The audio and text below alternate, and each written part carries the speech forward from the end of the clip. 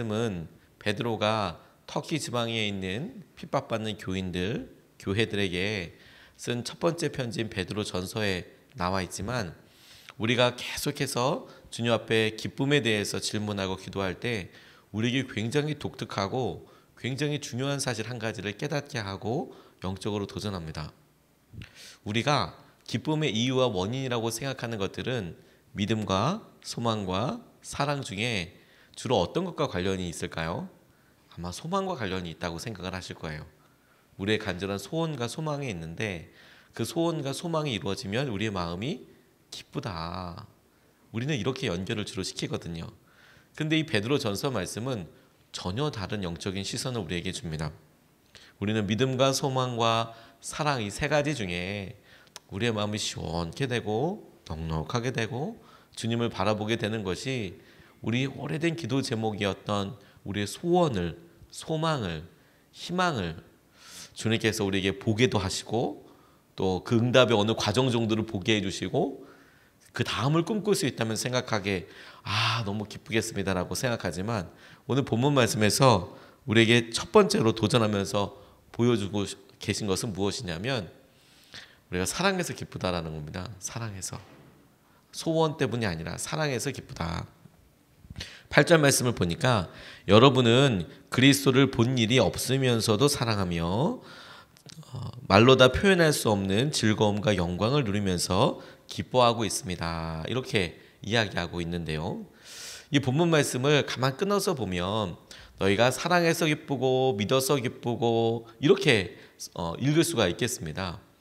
하나님께서 우리에게 너희들 말할 수 없는 기쁨을 누리고 있어. 베드로가 소아시아에 있는 여러 교우들과 핍박받는 성도들에게 너희들이 그렇게 엄청난 일들을 무난하게 믿음으로 잘하고 있는데 그것을 기쁨을 누리고 있다라고 이렇게 믿음으로 이야기하고 있거든요. 근데 그 기쁨의 이유가 뭐냐? 너희들이 주님을 보지도 못하는데 사랑하고 있기 때문이다 라고 이야기하고 있는 겁니다. 베드로와 함께 했던 제자들은 예수님을 실제로 보았던 사람들입니다. 그런데 지금 이 베드로의 편지를 받고 있는 사람은 생전에 예수님을 보았던 사람들이 아닙니다. 예수님이 사셨을 때에 예루살렘 혹은 갈릴리 근처에 살았던 사람들이 예수님이 기적을 일으키는 것도 보았고 예수님의 말씀도 육성으로 실제로 들었고, 그들 가운데 예수님과 아주 가까이 지내는 사람들, 예수님의 부르심을 받은 사람들은 더욱더 가까이 예수님의 기적과 말씀을 들어서 주님은 이런 분이다 라고 이렇게 그릴 수도 있고 떠올릴 수도 있었지만, 근데 제자들에 의해서 주님은 이런 분이셨다라고 이렇게 전해 들은 사람들에게 있어서 예수님은 직접 본 사람도 그 설교를 들었던 적이 있었던 것도 아니었습니다. 그런데 뭐라고 이야기했냐면 그럼에도 불구하고 너희들이 주님을 한 번도 본 일이 없으면서도 그분을 사랑하게 되었다. 그런데 그게 너희들이 핍박과 어려움과 환난 가운데서도 기쁨을 누리는 이유다 라고 말씀하고 계시는 거예요. 근데 우리에게도 똑같은 형편 아니겠습니까? 우리가 2000년이 지난 지금 예수님을 2000년 전에 예수님이 사셨던 그런 방식대로 실제로 우리가 몸으로 만지고 음성을 듣고 우리가 말을 하고 이렇게 할 수 있는 사람은 없겠죠. 우리 가운데 있는 성령을 통해서 그와 비슷한 우리가 경험을 하시는 분들이 있지만, 그런데 전혀 다른 생각을 우리가 가지고 믿음 생활을 하고 있죠. 우리는 만져서 경험해서 하나님을 안다, 주님을 경험한다 이야기하지만 아니, 사랑해서 그것이 기쁘고 은혜를 누린다 라고 말씀하고 계십니다. 어떤 분이 청년 사역하면서 오랫동안 경험했던 일을 이렇게 쓰시면서 이런 이야기를 하세요. 청년들이 알 수 없는 체력과 힘을 가지고 사역을 할 경우가 있는데, 한 번은 교회에 출판물이 나왔는데 오탈자가 발견이 됐답니다. 아주 중요한 부분에 오탈자가 났는데 이 오탈자라는 게 진짜 신기합니다. 이게 2명, 3명이 크로스 체크를 해도 꼭 나와요. 그것도 아주 큰데 나오는 경우들이 가끔 있어요. 참, 그러면 뭐 어떻게 설명하기도 어렵고, 그리고 그 부위나 그 단어에 따라서 다시 해야만 될 만큼 커다란 실수일 경우들이 있는 거죠. 뭐 예를 들어서 뭐 장로님들 취임 예배하고 권사님들 취임 예배 드리는데 그러면 다 맞게 쓴 것 같은데 결정적으로 이름이 틀린다든지 이런 오탈자가 전혀 없을 것 같은 그런데 하나씩에 툭 들어가는 거예요. 그러면 이거 진짜 민망하기도 어렵죠. 근데 이분이 중요한 행사가 있어서 뭐 몇천 장이나 되는 전단지를 그렇게 프린트를 해서 턱 받고 나니까 오탈자가 하나 있는 거예요. 이걸 버리자니 시간이 없고 다시 할 수도 없고, 그래서 한 방법이 뭐냐면 밤새도록 스티커를 붙이자. 이 몇천 장 되는 거에 이렇게 붙여서 글자 하나하나씩을 이제 다 붙이자. 이거 힘이 되게 많이 들거든요. 근데 그래도 이거 해야만 한다라고 생각을 하신 것 같아요. 하자. 근데 이거 누가 할까? 그렇게 하다가 청년들 둘이 생각이 났답니다. 평소 때 마음이 이렇게 있는 것 같지만 잘 그렇게 표현하지 못했던 청년들, 커플들을 미리 이제 청년 사역하니까 알죠. 그래서 이렇게 불러서 그 부모님들한테 교회 이런 일이 갑자기 생겨서 너무 죄송하긴 한데 우리 청년들이랑 이런 작업을 좀 하겠습니다. 허락도 대신 맞아두고 그냥 이게 다 불러가지고 야 너희들 이거 좀 해라. 그리고 전화할 때도 이 일을 해라라고 이야기하면 별 반응이 없던 그 청년들이 누구누구 온다. 같이 좀 해라. 그것도 아무 말 안 하고 와서 막 하는 거예요. 열심히. 그런데 너무 놀라운 건 밤새도록 그렇게 웃으면서 이 전도사님은 체력이 다 돼서 중간에 거의 뻗어가지고 막 힘들 만큼 너무 힘들다 이러는데 세상에 밤새도록 그렇게 하고 시켜준 피자도 다 먹고 밤새도록 그 일을 하면서도 아침에 아주 쌩쌩하게 행복하게 웃으면서 그 일을 마치더라는 거죠. 그 어떻게 저런 힘과 체력이 있나? 사랑하기 때문에, 좋아하기 때문에. 조금 오래된 영화이긴 하지만 시라노 연애 조작단이라는 그런 영화가 있었습니다. 그냥 재밌게 웃을 수 있는 그런 영화인데 내용이 뭐냐면 어떤 사람을 좋아하게 되면 그 좋아하는 것을 표현할 수 있도록 도와주는 그런 에이전트, 그런 일을 해주는 그런 사람들이 있다라고 가정을 하고 생길 수 있는 여러 일들을 영화로 만든 거예요. 근데 그 중에 어떤 돈이 많은 청년이 자기가 정말 좋아하는 여인을 발견하게 되고 자기 혼자서는 바쁘기도 하고 지혜도 없어서 사랑을 표현할 수가 없는 거예요. 그래서 이 연애 조작단이라는 사람들을 찾아와서 이런 얘기를 하니까 이 사람들이 여러 사람들이 몰려다니면서 막 기가 막히게 사랑을 표현할 수 있는 기회들을 이렇게 주는 거예요. 그 여자가 좋아하는 게 뭐고 그래서 그것과 이야기할 수 있도록 또 상황을 만들어주고 취미생활을 어떻게 하는지를 알아서 그 동선을 갖다가 같이 알아줘서 거기에 만날 수 있게도 도와주고 뭐 이런 이야기를 그냥 재밌는 스토리로 풀어가는데 다 실패하거든요. 왜냐하면 사람 마음이라는 게 오해가 있어서 확 열리기도 하지만 오해 때문에 더 멀어지기도 하지 않습니까? 근데 그 마지막 순간에 이 주인공으로 나왔던 남자가 그동안에 여러 사람이 도와서 사랑을 이렇게 표현할 수 있게 했던 것이 다 실패하고 난 다음에 자기 힘으로 자기는 주변 머리도 없고 말도 잘 못하는데 특별히 자기가 좋아하는 사람 앞에서 아무 말도 못하는데 그 좋아하는 여인 앞에서 이렇게 이야기를 해요. 직접 그분이 한 이야기입니다. 성경에 이런 말이 있잖아요. 믿음, 소망, 사랑 중에 그 중에 제일은 사랑이라. 한때 저는 그 말을 이해 못했었습니다. 저는 그 중에 믿음이 제일이라고 생각했었죠. 이제야 깨달았습니다. 믿어서 사랑하는 것이 아니라 사랑해서 믿는다는 것을. 그냥 조금만 더 사랑하면 다 해결될 문제인데 왜 행복한 순간은 그때 알아채지 못할까요? 희중 씨와 같이 했던 시간들이 얼마나 소중했는지 이제 깨닫습니다. 이렇게 표현을 마음으로 처음으로 자기 마음을 자기가 좋아하는 여인한테 전달하거든요. 사랑해서 믿을 수 있다는 것을, 사랑해서 기쁠 수 있다는 것을 주님께서 우리에게 보여주신다는 생각을 하게 됐어요. 베드로 전서에 그 말씀을 보는 사람들에게 소원이 이루어져서 기쁜 게 아니라 사랑하기 때문에 기쁜 거다.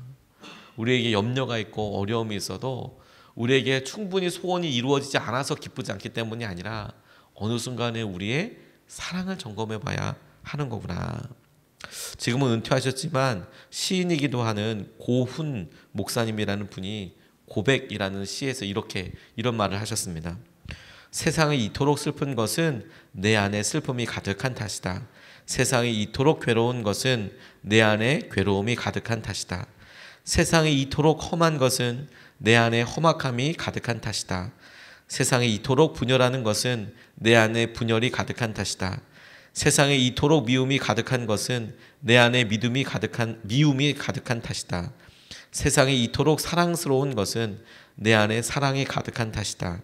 세상이 이토록 기쁜 것은 내 안에 기쁨이 가득한 탓이다. 세상이 이토록 아름다운 것은 내 안에 아름다움이 가득한 탓이다. 실로 미움과 사랑, 불행과 행복은 너로부터 온 것이 아니라 나로부터 오는 것이다. 저는 이 마음이 믿음의 고백으로 이어질 수 있겠다고 생각하게 됐어요. 우리 안에 사랑이 넘치고 그 사랑으로 인하여서 우리가 오늘도 얼마든지 기쁠 수 있다라는 거예요.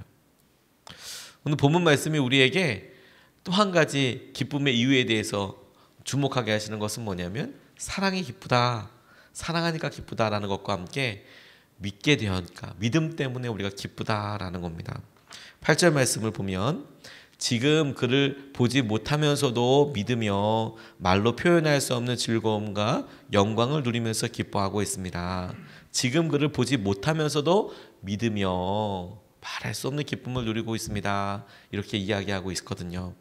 이 성경 말씀에 아까 사랑하며 믿으며 이런 표현들이 다 우리나라 표현에는 조금 그냥 똑같이 사랑하고 믿고 그리고 기쁘고 이렇게 표현되어 있지만 이게 분사구문이라는 표현으로 되어 있는 거거든요.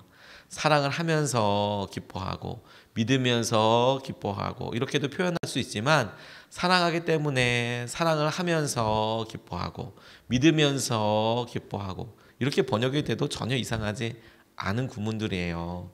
사랑을 하고 있는 중이기 때문에 라고도 해석이 되고요. 믿고 있기 때문에 믿는 중이기 때문에 믿는 중이라는 표현은 조금 이상하군요. 그러니까 지금 실제로 믿고 신뢰 가운데 있기 때문에 기쁘다라고 해도 전혀 어색하지 않거든요. 베드로의 편지를 받고 있는 사람들 고난이 있고 어려움이 있죠. 근데 기쁨으로 살 수 있었던 이유가 두 번째 이유가 뭐냐면 그들이 주님을 보지 못하면서도 믿었기 때문에 기쁘다라는 거예요. 그들이 볼 수 없었습니다. 주님을. 실제로 지금도 볼 수 없었습니다. 그런데 그들이 주님을 보지 못해도 믿게 됐어요.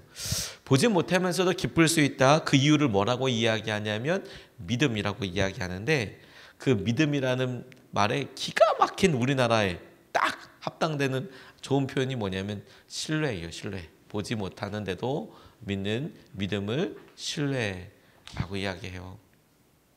처음에 사랑하는 사람을 만나면 다 함께 있고 사랑하고 같이 있고 싶죠. 그런데 그렇게 오랫동안 있게 되면 자연스럽게 서로 간의 신뢰가 쌓이게 됩니다. 그리고 신뢰가 함께 삶을 할 수 있는 결단도 하게 해주고 우리 관계를 아주 유지시켜주는 굉장히 놀라운 힘이 되죠.